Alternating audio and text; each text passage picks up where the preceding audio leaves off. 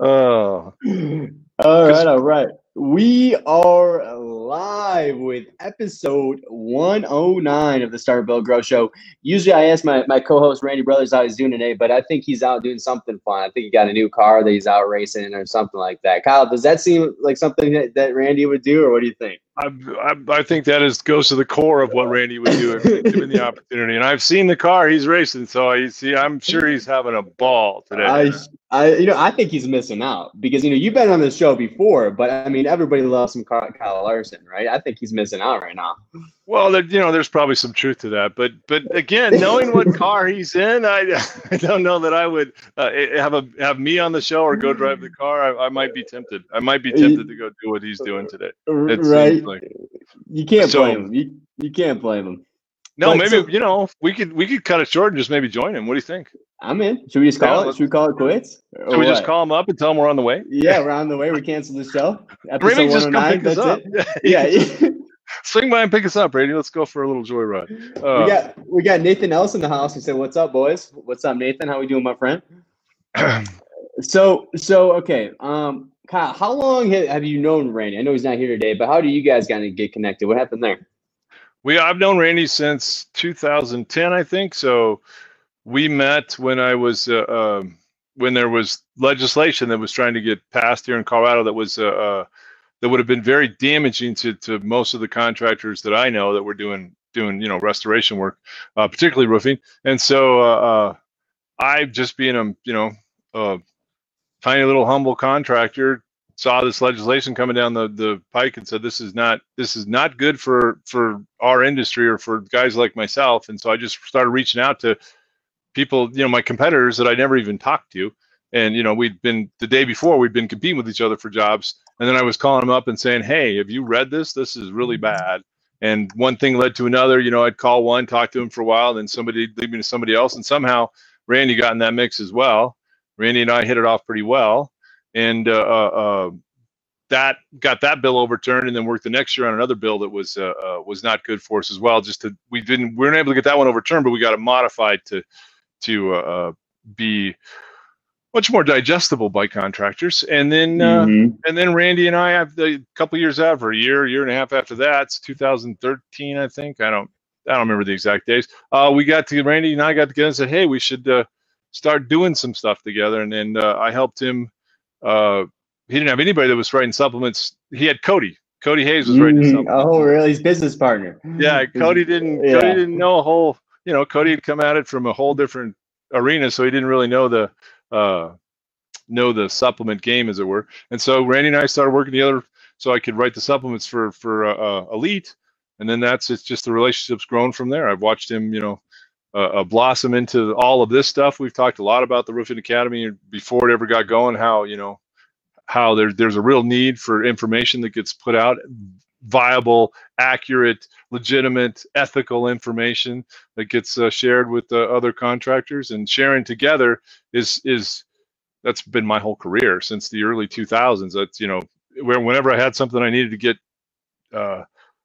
bought or something, so I found, well, back in the day when I was doing it just for myself, nobody else, there was hardly anybody that supplemented files at all. Everybody just took, the insurance companies, maybe you'd sit in the truck with the carrier or with the adjuster and you guys would negotiate the amount he was going to pay for it, and then he'd write a check right there for whatever it might be. You got some of that, but for the most part, if it wasn't that and you were dealing with a job that had already been adjusted by the insurance company, most guys were just accepting whatever was on there because they didn't know they could get anything more. And I started thinking, well, actually, I didn't even start thinking that. We were doing, because we had an opportunity to do some houses down in a neighborhood in Castle Rock that were, 14, 18, 20 square, something like that. But back then it was mostly 3 tabs, and there was no, there wasn't even tear off back in the day. There was no drip edge. So these are little tiny houses where you stood a chance to make. They were easy to sell, but you'd make a couple $100, right, over your cost. Well, we figured out as a company that's not going to work. We can't really do much on $200. That's back when everybody wanted to do wood shakes. Wood shakes was a thing because that's where all the money was. So nobody even wanted to mess with asphalt. Asphalt roofs for insurance were a complete waste of time. But there was a lot of asphalt roofs that got damaged by hail, and so we started trying to figure out, well, okay, so how can we make this, better for us as a company. And then one thing led to another. You started realizing, well, they're not even paying for the things that they have to, that we need to have in there. They didn't even include them in the estimate. So that's kind of the background from where I got to where I'm at here. Is realizing that I forgot what the first question was. Nate, what was the first question? Who cares? So pretty much, so you met Randy. You ended up doing supplementing for him, Yeah. and that's kind of how you got into the supplementing game then, and started really Yeah. getting your skill sets there. Exactly. I was by then, I when I did meet Randy. Okay, so after we got the legislation passed, I was also in Colorado. They had passed legislation that said first party claimants or insureds had if the insurance company wasn't was unreasonably delayed in denying the claim, then the new law said that a first party claimant could pursue the insurance company for double damages plus attorney's fees if it was found that they unreasonably delayed and denied the claim. Well, that language that said about defining a first party claimant said a first party claimant or somebody acting on their behalf. On their behalf to me meant I'm a contractor, I'm acting on their behalf. So I took 7 different insurance companies to task on that. Most of them settled, but Allstate, thank God, decided that they weren't going to pay. And so I lost at the district court level. It took a long time to find an attorney even to take that on. They thought I was some crazy roofer that's going to sue an insurance company. This is insane. What were you then? If you weren't a crazy roofer that was going to sue?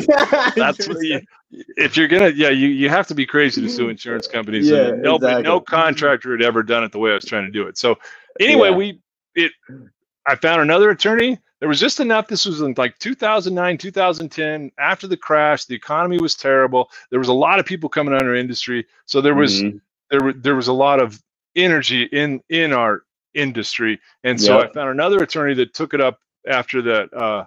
After the first one did the best he could, but neither one of us knew what we were doing.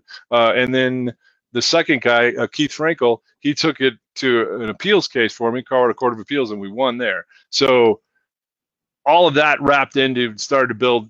Randy, I'd been working with Randy on the legislation. They all knew, all the contractors began to understand the things that I'd been working on and what I've been trying to do to help contractors. And so that's, it was just a natural fit for Randy. Randy needed somebody that could get the supplements going, and I was in a position. I'd spent so much time fighting legislation and trying to take care of. My wife used to tell me that if I'd put half the effort into focusing on sales, I wouldn't be doing this today, because I didn't, I was that guy. I put the sales aside because this was much more fun going down to the Capitol where they weren't paying me a freaking penny, but to fight for the rights of contractors was a lot more fun to me.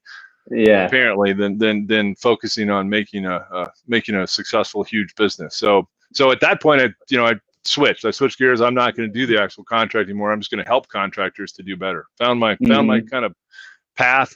It only took me 40 some years. I think that was 9 years ago. So 48. Just took me 48 years to get there. That's all. Yeah. That's it. 48 years. I love it. You're probably going to go through at least 5 or 6 more transformations before. How old are you now? What, you like 25 or something? 28. Yeah. You can switch at least 3 or 4 more times. I think I probably will. Always trying new things. So, okay. So then what was it like when you first doing supplementing for Elite? What were you kind of learning there, and what was that like? Well, what was it like when I first started Elite? I guess because I've kind of already had the foundation for supplementing files. I've been doing since 2002 or something like that. So, but then the volume with Randy it exploded quite a bit, because Randy was never the fool. He always focused on getting sales. He knew how to focus on making sure he had the sales. He was good at that, and it worked really, really well. I mean, he's built himself, a very nice sized company. I don't know if he advertises how big he is, so I'm not going to say it, but he does pretty well. And in that, I just started really honing my craft on trying to get, how do we get these supplements bought? What are all the what's all the structure behind why things are the way they are, and start, always asking questions, about this or that, or why, why can't we do this? It's all designed for our side anyway, the way it should be is well, at least what I've developed is into, I want to make sure that you're ethically getting paid a fair and reasonable margin. That's really what it comes down to is, I'm not the kind of guy to throw stuff against the wall just to get it paid for, because maybe you can, because it happened before. We often joke about it's like a dog, right? He got a treat from you once when he was on, came up to you on the couch, so he thinks it's going to work from then on. So I'm much more about, for several reasons, about submitting stuff that's accurate, true, and then I can defend to the death almost. I don't want anything out there that's going to be that some insurer could come back and say, well, you didn't really do that, you didn't really do this, you didn't do that. This whole trading off. Yeah, we didn't really do that, but you paid for X and I did Y, and the two kind of go together. I'd just rather ask for Y and tell them why I need the Y. And so that I built the whole.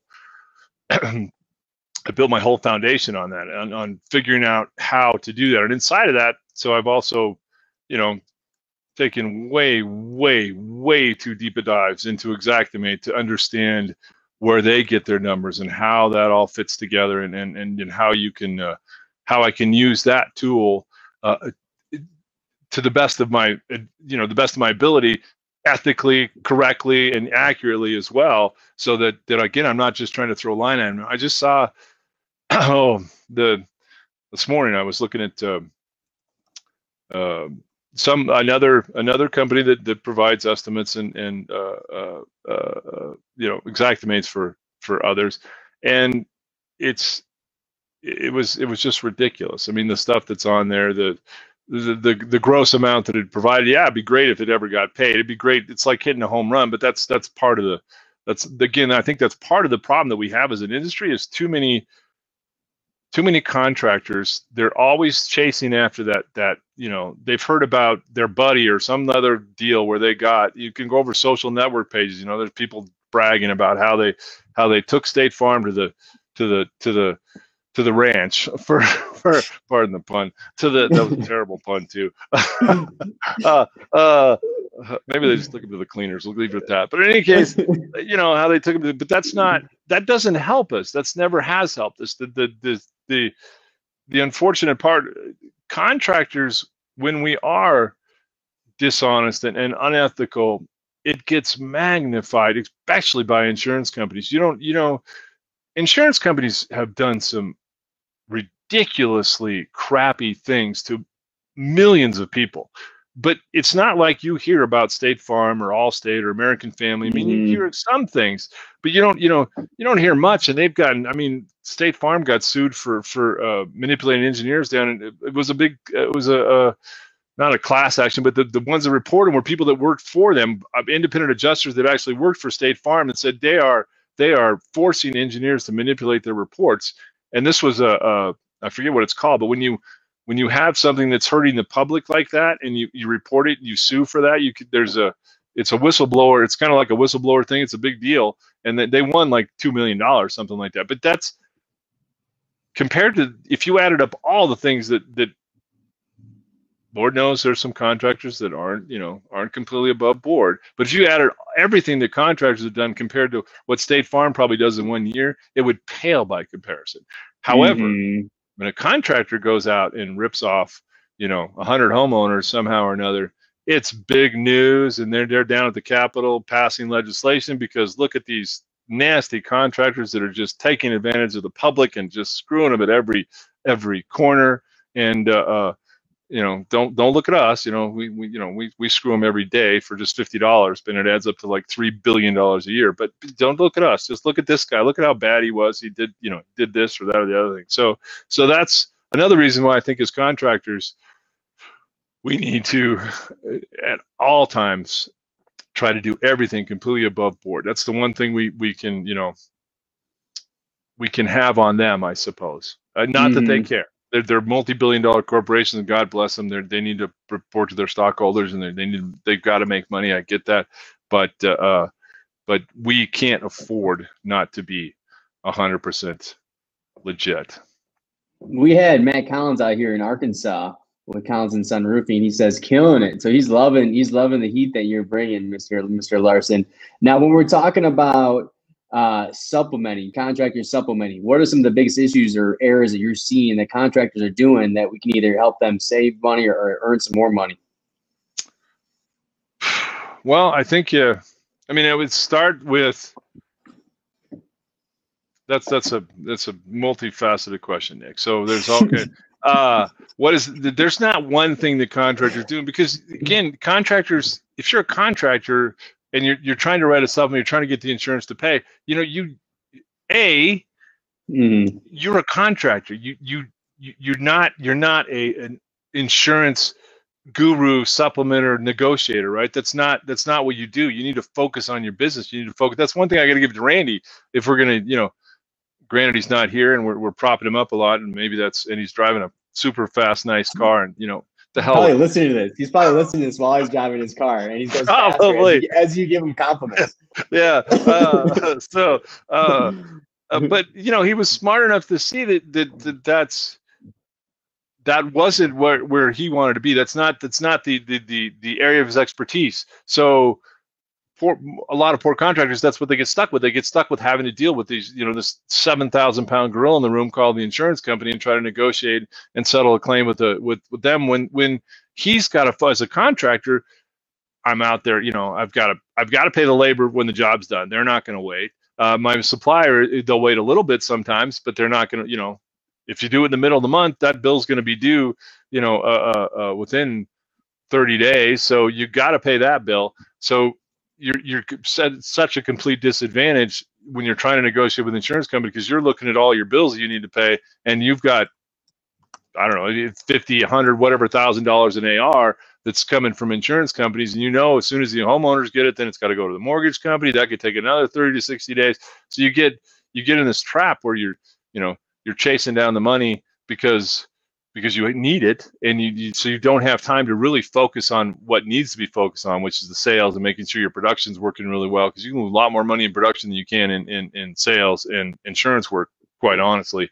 So, but you get stuck in, it takes up half of your time or a third of your time just dealing with the damn insurance companies. That's a problem. So the biggest, you as a contractor, first and foremost, is you need to decide if this is something you like doing. If you like doing it, then get some people to help you in the other areas of your business. Get the sales manager that's one of those rock and roll guys that just goes gangbusters on getting sales, and get production people to help you out. So you can't wear all those damn hats. It's really, really hard to wear. Even some of the best, most profitable contractors I know are not necessarily huge volume contractors, but they stay small. But this is one area that they don't mess with. That this is where they do sub this out, so they can focus on doing again what they do. If you're a single man operation with very little overhead and very little staff, and you're doing $5 million a year, you're doing really, really, really well for yourself. So, but that comes with knowing, again, what your strengths are, and not trying to do everything. Like my wife said, and maybe I did listen to her in a kind of a inverse way, because I stopped trying to be a contractor and started trying to help with this, because this is what I love doing. I mean, I could do this 16, 18 hours a day, which is ridiculous. It's absolutely ridiculous. But I've never get tired of trying to figure out a different way to get insurers to take care of contractors the way they need to be taken care of, to get you guys the margins you guys deserve, or that you don't even deserve. You have to have, if you want to survive, you have to have these kind of margins. Otherwise, you're gone. It's 85% in 5 years, 90% in 10 years. It is a very tough, very, very, very tough business. I don't think people give it near the credit it takes. There's so many moving parts in trying to be a contractor and deal with customers and suppliers and labor and just all the stuff, and then the insurance companies on top of that. It's not for the faint of heart, that's for sure. So, so that I think is decide if this is something if this is what you want to do, get other people to help you. And then as far as submitting the supplements, I think the best piece of advice is know why you're submitting what you're submitting. Know the details. Know the actual gory details about whatever it is that you're asking for better than the insurance company knows. That's I was I was a roofer. Mm-hmm. I was a guy pounding the nails back in 30 years ago. So that was one of the advantages I had over. Well, I still have that advantage over most guys because not many of them are roofers.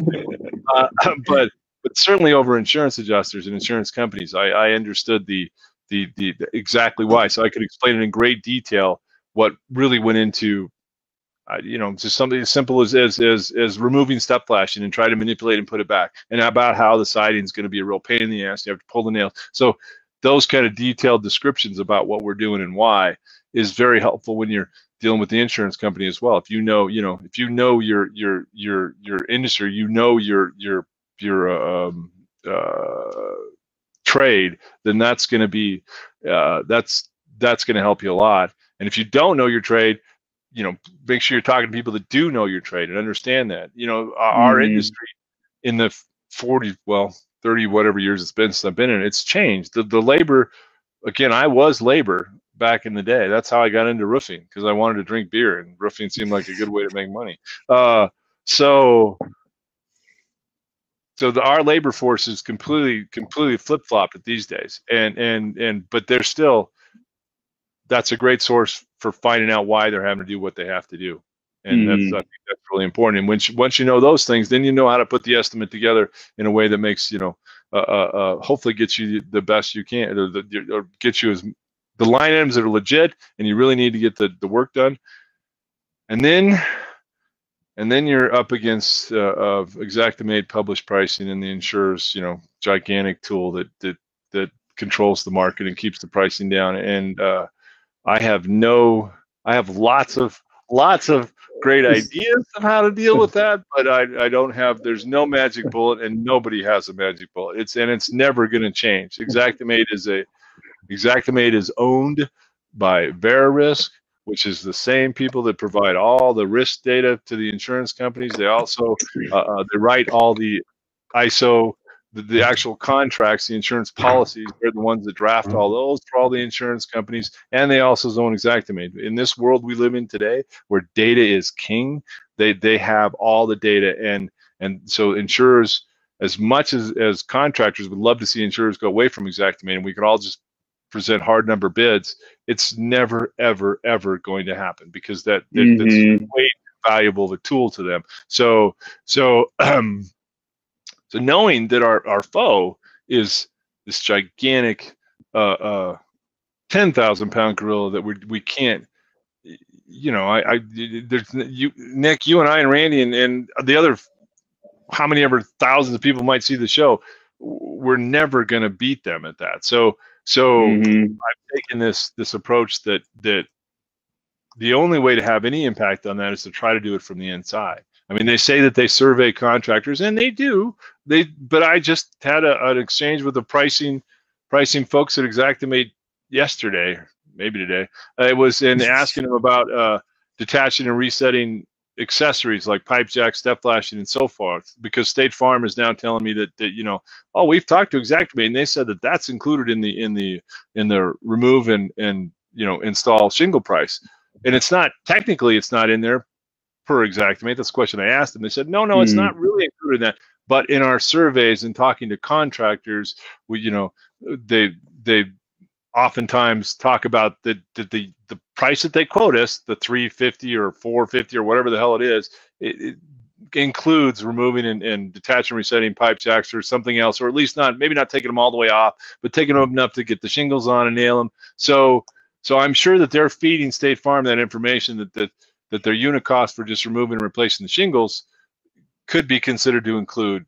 detaching, resetting vents and pipes and everything else. The problem is, they don't really get into the weeds with the contractors and ask them, hey, this is Xactimate, and if you were to write a unit price bid like we do in Xactimate, would you include pipe jacks as something as an additional labor item to just putting the shingles on, even if you weren't replacing the pipe jacks? And I guarantee you the answer 100% of the time would be, of course we'd want to get paid for that as well. But the way they run the surveys, it doesn't work out that way. And this is and they're the system's designed to, in my opinion, the system's designed to hold the pricing down. It's It's not by accident that happens. They do these surveys, and they get a cluster of prices, but they don't really identify who they are, and then they pick something in the median of the cluster, and that becomes the price. And then Xactimate says that it's, this is only a guide, and everybody, all our users should manipulate and modify the price that is needed. But there is not one insurance company on earth that won't stand by Xactimate pricing as the Bible, and we don't deviate from this. So that's that in a nutshell. That's a pretty large nutshell. Is what we're up against. So these days, it's to try to kill the beast from the inside, or at least manipulate the beast from inside. Take what they're saying, whatever it might be, and this is what I do with insurers across the board. If insurers ask you for something, go get it. Go get it from them. Don't fight with them. Don't fight with them about why you shouldn't or have to do that. Just go get it. It's just so much easier. Again, they're the biggest bully in the room. There's no reason to, and everybody, all the other. I'll try to think of an analogy here. So, and I'm not coming up with a good one, but because the other people in the room, the insurers really like this big bully. So you don't fight with them in that end. If they task you to go get better pictures, whatever they need, go get it for them. If they need an explanation, go get it for them. Oftentimes contractors, you see it again all over social networks that they don't want to, and I'm sure you guys they're either watching this or will be watching this that just hate these words.